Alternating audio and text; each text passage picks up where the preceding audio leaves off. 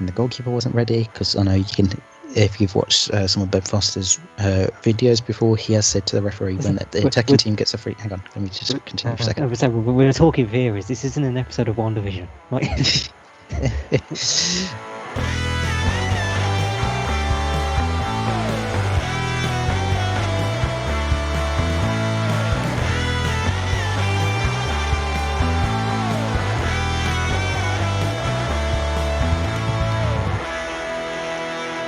Hello and welcome back once again to the Off the Crossbar podcast with myself, Regan, Walsh, and my co-presenter as always, Bradley Morris. How are you on this rather dull March afternoon?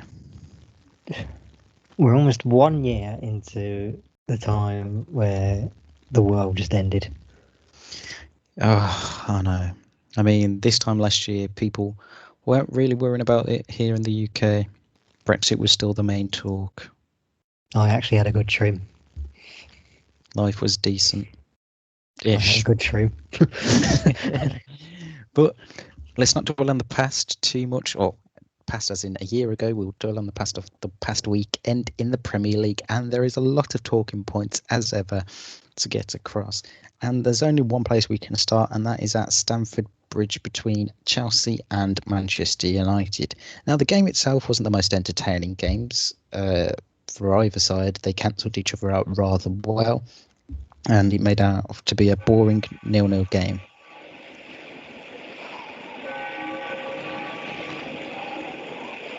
I'm annoyed you're making me go in depth on this. I've never been so bored all season. It's not in depth on the whole game because, like we said, there's not much happened and the two sides cancel each other out very well. But it's the incident that happened between Callum Hudson-Odoi and the Mason Greenwood. So, United... You just refer to him then as the Mason Greenwood. Is he at that status now? Did I call him the Mason Greenwood? That's what it sounded like from my end. If I did, I apologise. I didn't think I did. I think you hold him in high esteem, but calm down. Yeah. So yeah. So there was the penalty incident where the ball had fired off Hudson-Odoi's arm, and there was claims for a penalty. Initially, when I saw it, I thought I wasn't too sure who it handballed off. I thought, or was it Greenwood's hand, or was it actually Hudson-Odoi's? And then on the replays, you could clearly see it hit off Callum Hudson-Odoi's hand.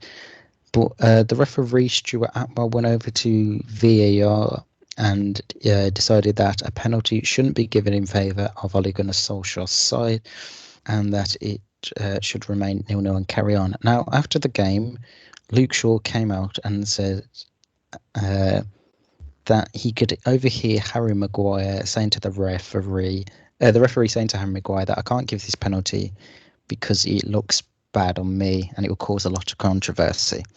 Which, if that was true, which doesn't seem to be the case now, because it seems to say Harry Maguire's came out to Man United officials and said Luke Shaw misheard what was said.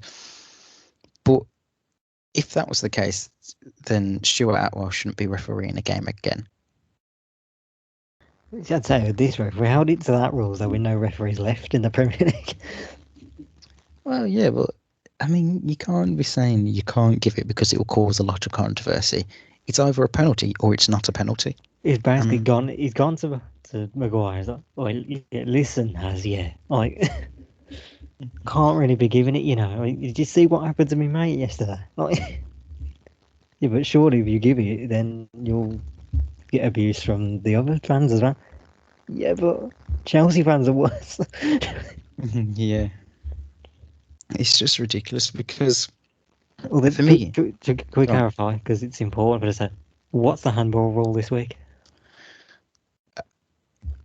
But there isn't a handball rule this week, it seems, because it should be a simple. If it touches your hand anywhere from below the shoulder blade, it's a handball, and you can say.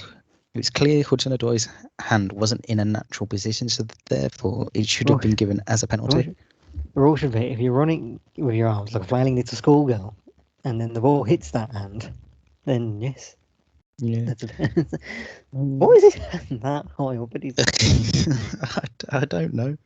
I have no idea what he was doing, but I mean, okay, that's the end of that incident in terms of that. But what I want to say is, right, say if United went on to win that game 1-0, yeah, and then yeah, I'm not saying they would have done, right, so that's 3 points. I mean, that's nice getting closer to second place, or securing second place for the end of the season, which is the money talk in this aspect. However, now, say if United miss out on second place to Leicester City or someone else by goal difference, and it's just down to one goal, and that can then be attributed to that Stuart Atwell decision yesterday, United could be losing out to, I think it was about between 1.7 and £2 million.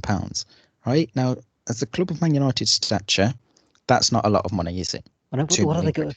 Oh man, you're going to miss out on 2 million. Oh, Yeah, but say if this was a small, outrage. say if this was a Get the small, government involved. would you shut up for a second? If this was a smaller club and that was the decision between staying up and being relegated by one goal, and they Don't go start the down and Sheffield lose United that, fans will come back on it. then you'll realise that it's an absolutely ridiculous decision, because clubs need the money in these current times because of the COVID, and the fact that a man could technically, I know it's down to United for not scoring other goals in the rest of that game, but that decision could have a massive impact on United financially in the long term, which is ridiculous if that is the case. It would be.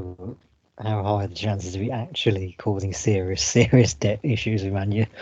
Well, yeah, I mean, I don't see it being too much difference. Well, I think, like we've said in the past with VAR, there needs to be a clear set of rules, and you have to follow them. Not just each referee have their own interpretation of the rules each week, because it just seems to be getting worse as the season's progressing now. Oh, don't worry, we'll get there. It's just honestly, I know we've had like a week or two where we haven't really spoke about it, but it seems like every other week on this podcast, since we started it back in November, we've literally been talking about VAR every other week. We'll be discussing how do we not have the VAR klaxon at this point? Because it would have broken, that's why. We would have used it that much, it would have broken. And then obviously the other big talking point in the Premier League regarding refereeing decision took place at the Hawthorns and the Saturday 3 o'clock game. Before we start in this, was it in the last episode we were begging for a certain referee appointment to make this game interesting? Mike D. Was it a different game? Because I've forgotten. No, we did say we asked for Mike Dean to, on the previous show, to make this game interesting. Didn't need him. However, it was Lee Mason that made it interesting. So West Bromwich Albion won the game 1-0. Kyle Lee Bartley Mason. Right, that's yeah. I mean, so the incident was Lewis Dunk. So Brian were awarded a free kick on the half-hour mark, close to goal, and West Brom were setting up the players for the wall, and Dunk. The referee blew the whistle. Dunk took it quickly and scored it. But before the ball had crossed the line, the referee had blew his whistle again. Was it even before the line? Because when I was looking at it, match today, look, it's either on the line or just slightly past it. Yeah, but not all the ball had crossed the line. It's just... So they had to... Then there was a lot of commotion as to why he'd blown the whistle again. Now, as far as I'm aware, as of today, at the time I'm recording, the Premier League haven't came out with a full written reason as to why. Yeah, where was the PGMOL statement? I don't know. There hasn't been a statement or anything saying as of why he did that decision. Now, I have seen a lot of theories saying maybe because the West Ham wall weren't ready and the goalkeeper wasn't ready. Because I know you can, if you've watched some of Ben Foster's videos before, he has said to the referee when the attacking team gets a free... Hang on, let me just continue for a second. We're talking theories. This isn't an episode of One Division. You've seen in a Ben Foster vlog saying he goes to the ref, can you do it on the whistle so I can get my wall ready and myself ready? Yeah, earlier in the season, Lewis Dunk was able to take a quick free kick, and I think he subsequently scored from it as well. So there hasn't been any reason. I mean, I've seen an angle where it looks like the Brighton players aren't a yard away from the West Brom wall, which is the rule which came into force, I think, at the start of this season. Players have to be a yard away from players in the wall, so the attacking team do. So there isn't any like jostling or fighting for position anymore in terms of that. It could have been because someone swore on the pitch, and Lee Mason's obviously heard that and called it back for that. So there isn't Oh, you a said the clear. B word, did you? I'm not on any of that, son. There's no clear and definitive answer, and I think what's frustrated Brighton is there's been no clarification as to why he blew it twice. No. The only thing Lee Mason's blown this week is maybe a hammy. Well, yes, After an undisclosed injury, apparently he stopped him being the fourth official. for the Liverpool game, was it? Yeah. But apart from that, Brighton did then miss 2 penalties in that game, despite dominating in terms of attacking threats. If we go away possession. from the whole massive talking about that just overshadows this game, Brighton might just be the least clinical team I've ever seen. Oh, 100%. I mean, I'm just looking here now at the stats from the game. They had 15 shots and only 6 on target. That's just this game. You can go back to the Palace one and last time, and now you can go as far back as the one against us. It's ridiculous. Like, was Palace last week? Monday, Yeah, so in their last 2 games, they've had 60 shots. and they haven't scored one. That is Jesus Christ. I know we've been joking about Timo Werner in the league earlier on in the year, but I think Brighton need to get into the conversation of fraud watchful. Danny Welbeck only converting scores if he's Scots. playing a team in claret and blue. Or a team he used to play against. Play for, sorry. Well, important 3 points for Sam Allardyce's side, and though it's still a big gap between themselves and Newcastle United outside the relegation zone with 9 points. Given the state of our results, it was a step in the right track for them. Yes. I guess still a lot required though, and I still don't really see them getting out of it. Speaking of Newcastle United, they drew 1-1 with Wolverhampton Wanderers. Jamal Lascelles scored just after the second half for Steve Bruce's side, and then Ruben Neves pulled Wolves level 20 minutes from time. Gotta say, I think points evenly split there. I think it was thoroughly deserved a point for either side. I don't know if it was just me, but in the highlights package I saw, were Newcastle actually playing on the front foot for a change? At times they were. They seemed to be quite attacking for them, which was quite surprising, like you said, for what we've seen of Newcastle. That is a miracle. Yeah, but I think overall point for either side is warranted. And yeah, but you got to win them. It's summed up their season though this year, hasn't it? Because like last year, this would be a game that they would comfortably win, but this season, I'm not surprised that they drew against Newcastle at all. Then elsewhere on Saturday, the lunchtime kickoff took place at the Etihad Stadium between Manchester City and West Ham, and it was Pep Guardiola's side that won once again, thanks to Ruben Dias and John Stones scoring the goals, whilst Mikel Antonio scored a consolation goal for West Ham just before half-time. I mean, what haven't we already said about this Man City team? 20. Yeah. They're phenomenal. We're supposed to be bigging them up, but no, we've run out of things to say. Yeah, because they're playing such good football, and no one else is on their level. Yeah, and like they're doing this without having Aguero started on Saturday, but they've been doing this great form without him. They seem to do good, even for me, I wouldn't be surprised if he leaves this summer. Because I think, is it this summer his contract's up? Oh, I don't remember, but I also feel the same. Like his time's coming to an end a little bit. Yeah, like it would make sense if, say, whether it's this season or next season, that his contract ends, Man City decide to move on from him, because you can clearly see that they don't really need him. Yes, he'll still score the goals for them when need be, but it doesn't surprise me that Pep Guardiola's side have sort of moved on. Yeah, so this is his last season, last few months with the team.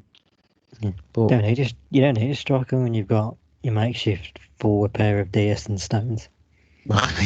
scoring the goals. Who That bits was of the really Manchester team? absolutely incredible. Although, Not too. if there's Go one on. last thing, Shaka or Kevin De Bruyne is like the best assist maker in the league. Yeah, I mean, I'm That not ball surprised. floated when he hit it. Some of the stuff he does is just purely majestic. It really is a joy to watch Kevin De Bruyne. If there's actually one last big goal, West Ham gave Yeah. a really good account of themselves. Oh yeah, 100%. That's what I'm gonna say. Although they did lose the game, they really can't be too disappointed, and they can hold their heads high with the result. But definitely not too worrying. I don't think it's like it's beginning of the end for them. I think they're still on course for a really good season for themselves. And then the final game that took place on Saturday took place at Elland Road between Leeds United and Aston Villa, and it was Anwar El Ghazi who scored the only goal of the game after 5 minutes for Dean Smith's side. Sorry, you said that wrong. Why? Because he's now christened Cristiano Algarve. It's his good month again. Like, I don't know what's happened. Like, obviously amazing in December, then he went really bad for a while, and now he's back. It was like we said on the previous show. It's one of them games you kind of expect Villa to struggle without Grealish. We didn't know whether he was going to If play or you were not. on Villa Twitter, they all thought we were going to get smashed. Yeah. So this win feels amazing. Yeah. So you stay level on points with Tottenham Hotspur. You've obviously played a Essentially, game we less than went them. down a place despite winning. Yeah. It's down to goal difference. That years have gone down a place, but it's Still 2 just games in under. yeah. The only thing about this game is it's ruined Leeds' goal record of scoring the same amount as they've conceded this season. But they're But entertaining. yes. Yeah. And then I need to have a go at them, please, because they were all moaning after the game. Oh, Villa, they're so anti-football. Like, you're calling us anti-football. Yeah. Sorry, that's called managing your game against the opposition. Oh, 100% it is. Sorry, we'll just play attacking football and let you move into the gaps then for you to score. Yeah. No team would do that. It'd be ridiculous to do so. On Sunday, the lunchtime kickoff at Selhurst Park between Palace and Fulham finished 0-0. Again, not the most entertaining games. I mean, Fulham dominated in terms of possession and shots, but Oh, Jesus. another dull early lunchtime game. Then next up at the King Power Stadium. Actually, going back to the Palace, what was it I said weeks ago about the BBC and their shit choice of games? Yeah, they're always boring. I don't think they've actually had a team win. I think they've all just had all draws. Albeit some of them have been high scoring. Did Fulham not get their first win of the season? Was that not on the BBC?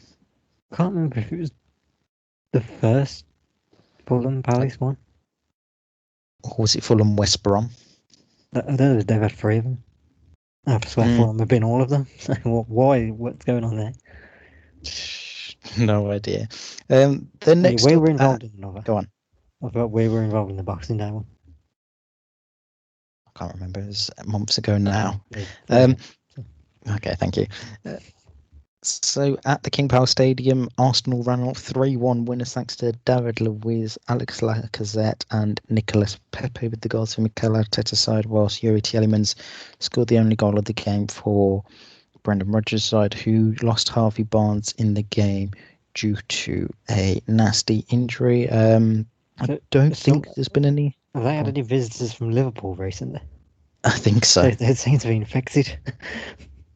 Affected is a bit of an understatement. They did play Liverpool 2 games before this, so that's when the curse struck them. Because, I mean, I think I saw something today. I don't know how true it is, but they've had maybe 5 or 6 players this season that haven't been injured, which is ridiculous.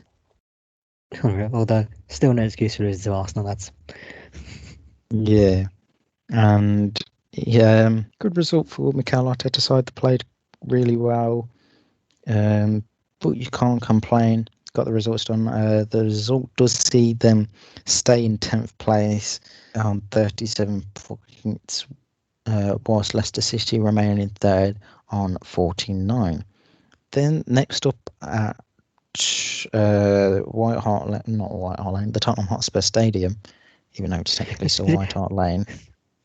What he said, White Haaland, that was weird because my side, the connection made you sound like you said White Haaland. I was like, what?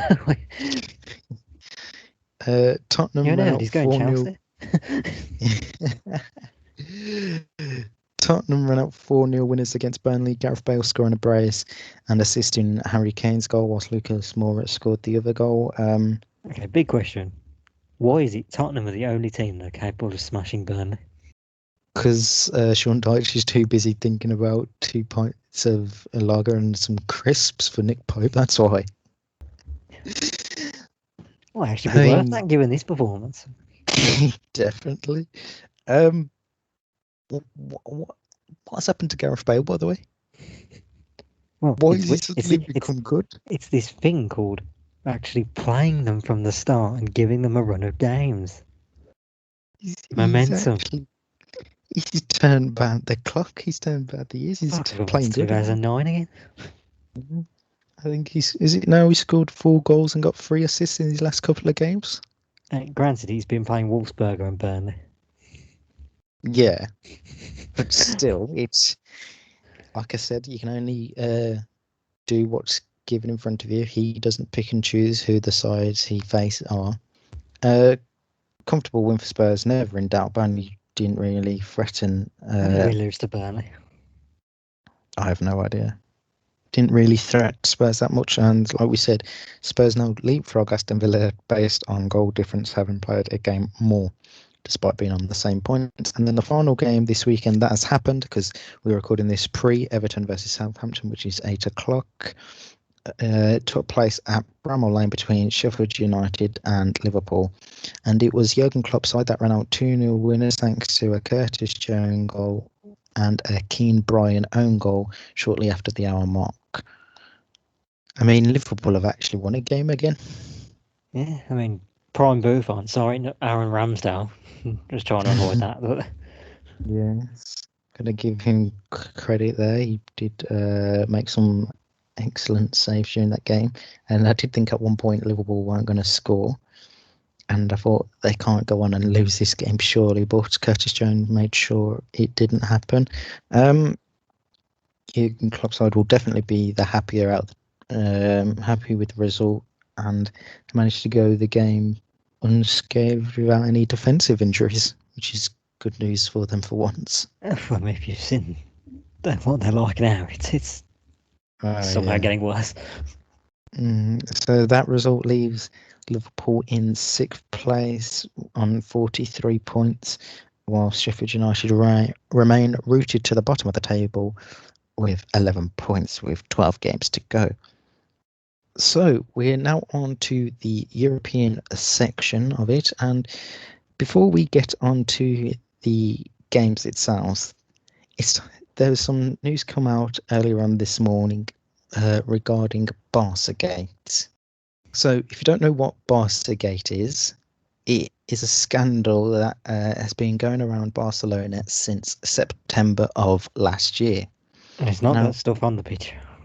or the Lionel Messi stuff either, where he wanted to leave. So this is a quick explainer from a Twitter account called Total Barca. So everything I'm saying here is from them.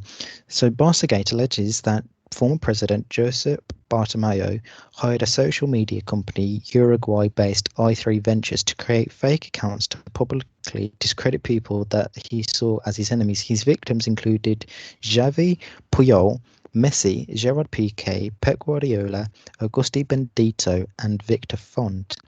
This program was exposed back in February 2020 by Cadena Ser and prompted the resignation of 6 board members. At the time, Bartomeu and the club disavowed all knowledge of the campaign while acknowledging a relation with i3 Ventures.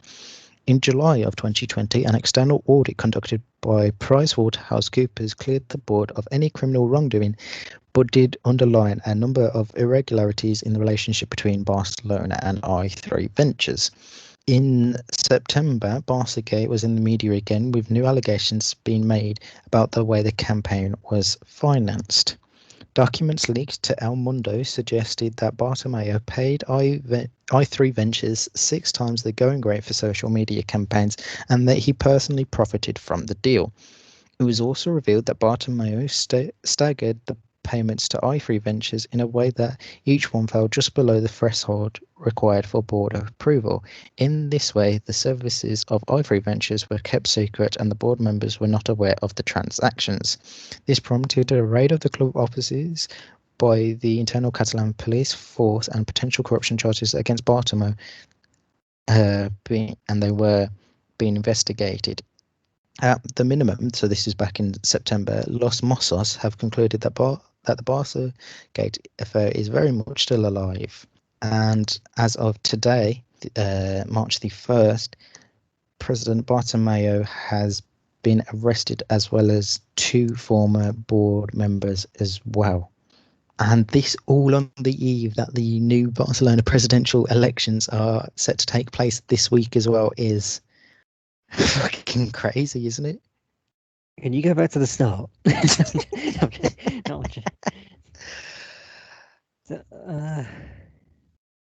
Yeah. Who did it? A corrupt eye. I mean, The shirt I'm wearing is fraudulent. I mean, I don't even know what. I heard you say Victor Font, but isn't he trying to become the president? So what it was, I think he wasn't one of the rumored names, was he?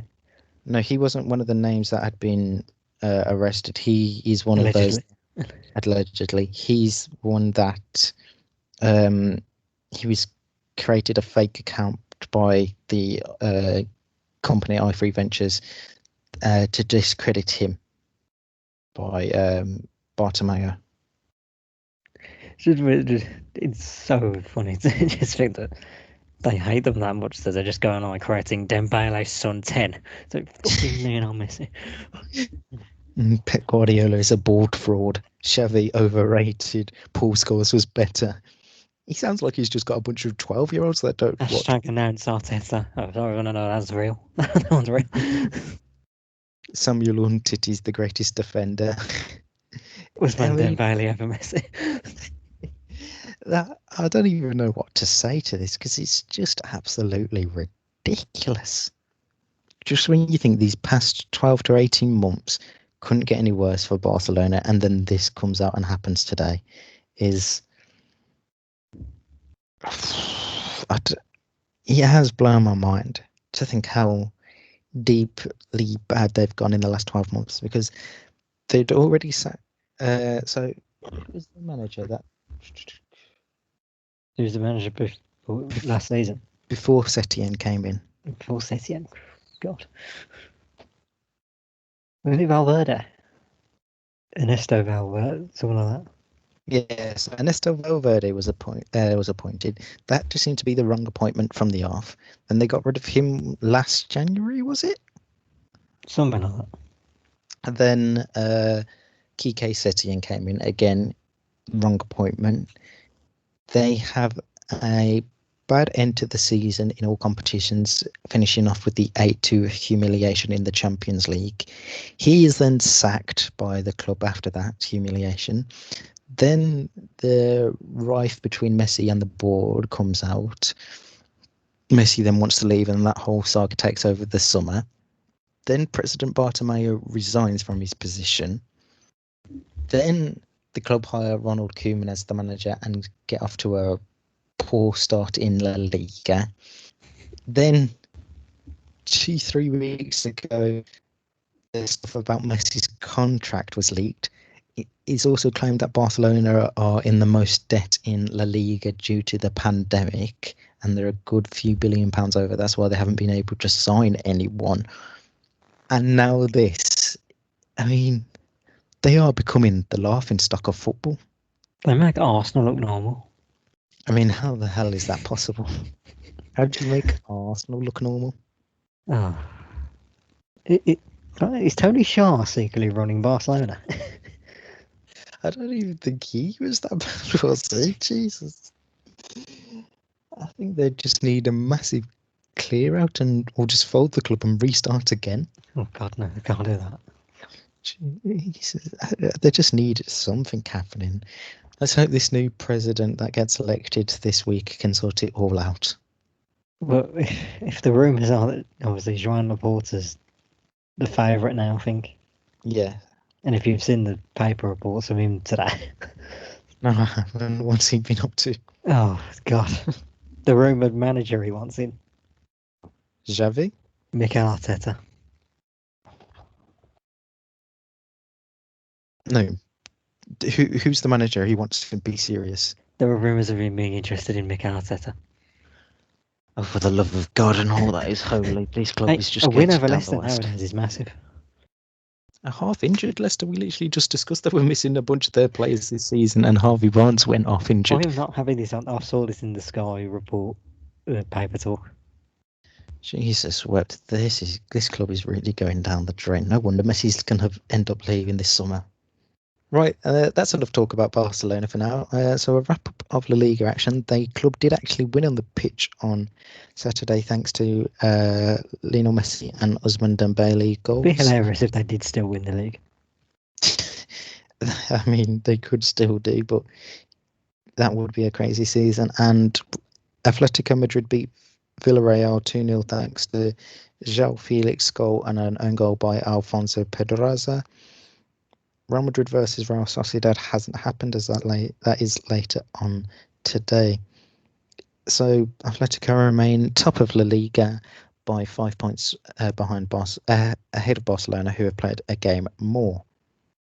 Over in Italy, Juventus were held to a 1-1 draw against Hellas Verona.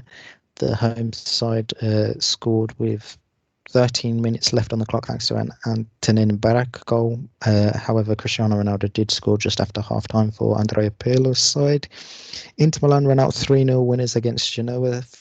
Alexis Sanchez, Matteo Darmian and Romelu Lukaku all on the score sheet for Antonio Conte, which I don't think they ever did once at Manchester United on the score sheet at the same time. Elsewhere, AC Milan beat Roma 2-1 thanks to Ante Rebic and Frank Kessie with the goals, though Jordan Veretout scored for Roma, and Napoli beat Benevento 2-0 just by playing the last 9 minutes with 10 men after Kalidou Koulibaly was sent off for Napoli. So that means Inter remain top, AC in second with 4-point gap separating the two sides, then Juventus and Atalanta rounding off the top four.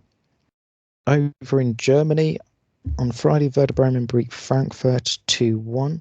And then on Saturday, Stuttgart beat Schalke 5-1.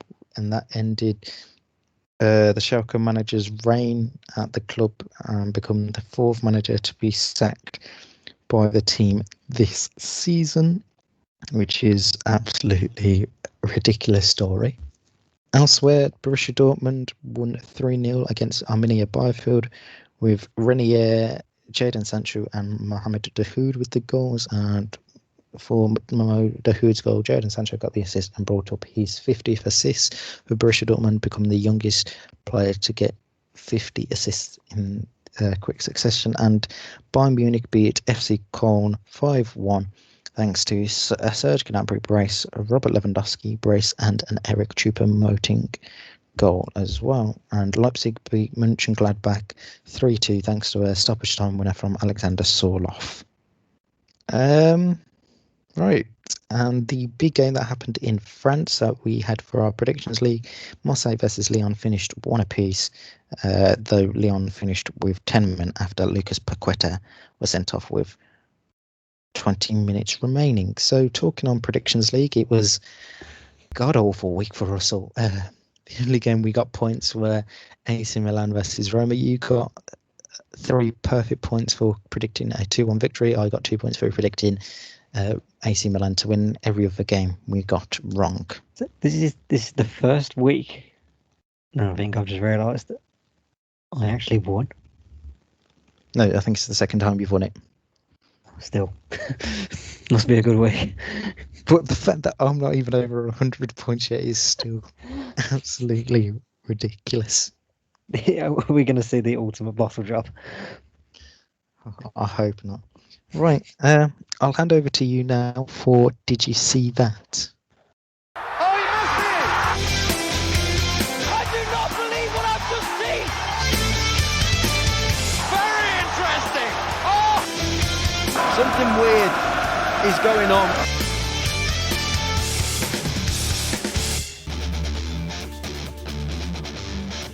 Shit! Did you see that? Yes, it's that time of the show again. So, well, you've already taken one of my options. You dick. We were going to speak on Sean Dyche and Nick Pope and all that stuff, but Sorry. you ruined it. Look, I had a joke planned and everything. It just doesn't work now in the context. So instead, I have to go on to the Puskas contender that was Elisha Sam's goal for Notts County at the weekend. You're saying contender? Contender? Well, it's still a contender at this point. You never know, but I think it will probably be at least in the top 2. If he doesn't win this, then the winner that has to be the greatest goal ever scored in football history, because that goal, wow. I mean, I'll let you go into more detail about it. Well, Cross comes in and he does a scorpion kick. There's not much detail. It was just that. It really was incredible. He's not going to win the Puskas because he plays for Notts County. That's just how it works. If Zlatan does that, then it's just absolutely crazy.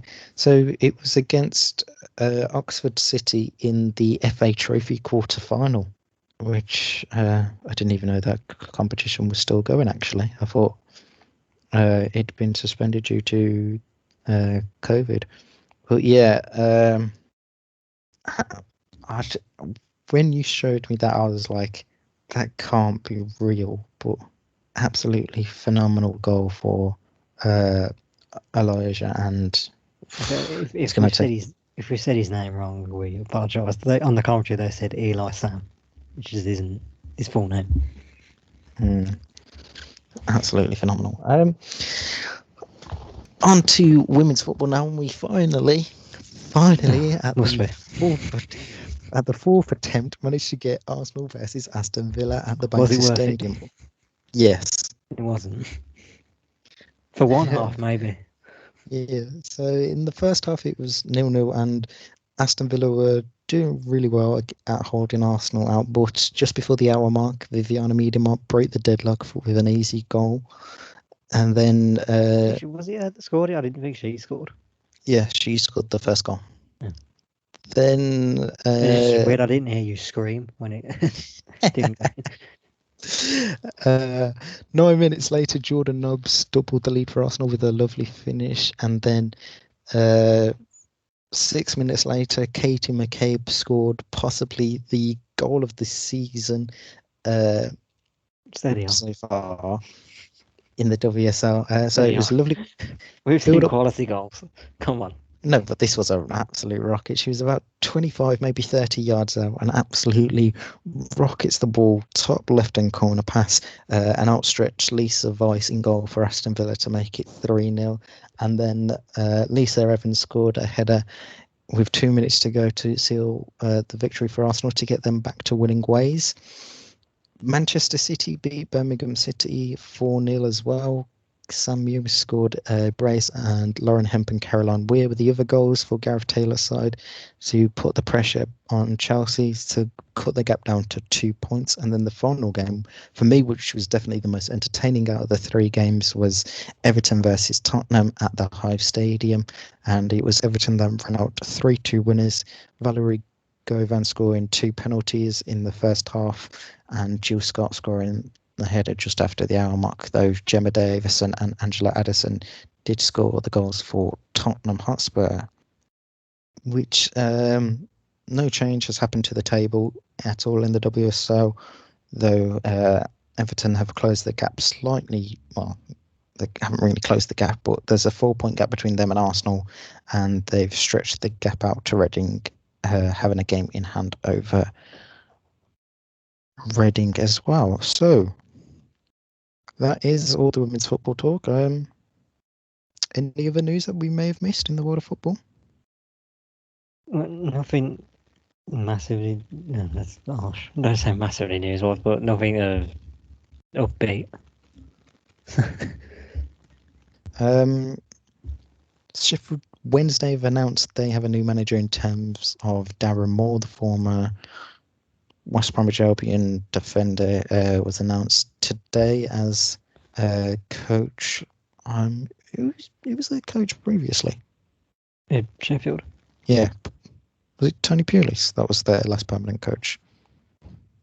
I believe so. It's weird they just never appointed anyone. Yeah, they just seem to go for a long. That club is in a state. Yeah. Bit of sad news that former Newcastle, Norwich City and West Ham manager Glenn Roeder passed away on Sunday evening. I think, was it due to a brain tumour, they said? Yeah, it was a long illness. Yes. There's other potentially distressing news that I've seen as well. Is that to do with I nearly said Colchester United. Should I just say it? Yeah, I'll let you take this. So Steve Shrewsbury town manager Steve Cottrell was discharged from hospital the other week, has now just been readmitted to hospital, sadly. So we send best wishes to him. Yes, 100%. It seems to be pneumonia. I think the BBC were reporting it as not too long ago. He's not been recovering from COVID as well, it would seem. Which is really sad because he had spent 33 days in hospital previously. So let's hope he doesn't spend long there and he is able to come home soon and continue on. Like we said, we do send our best wishes to Steve Cottrell and the whole Cottrell family, and obviously those close to Glenn Roeder in this sad time. Right, that is the end of our show. We will be back later on this week. Depressing end. Yes, unfortunately. We'll be back at the end of the week to look ahead to this weekend's fixtures. I'm not too sure if we've got any big games to look ahead to. But there's a whole midweek of action. Is there? We've got 7 games, I think. 1, 2, 3, 4, 5, 6 games this midweek. Yeah. One of them is Liverpool-Chelsea. Or the next pod may have will have been recorded by the time that has happened. So. Yeah. Yes. So yeah, we do have a full set of 6 games this midweek, and that is due to the fact that a lot of these teams will be playing later on in the month in the FA Cup later on. So the games that we have to look forward to is Man City versus Wolves on Tuesday. Then Wednesday, Burnley, Leicester, Sheffield United, Aston Villa, Crystal Palace, Manchester United on Wednesday, and on Thursday, West Brom versus Everton, Liverpool versus Chelsea. So you'll have all of them to look forward to. Anything anymore for anymore, or is that everything? There isn't. Literally, if we ever had a merch deal, one is that you're getting any more for any more printed on the front. Or, I mean, Yes. just it's your catchphrase at this point. I mean, That you've just that was a joke, of course. Right. Like I said, we'll see you on Thursday or possibly Friday for our preview show. Until then, enjoy the rest of your week, and we'll see you soon.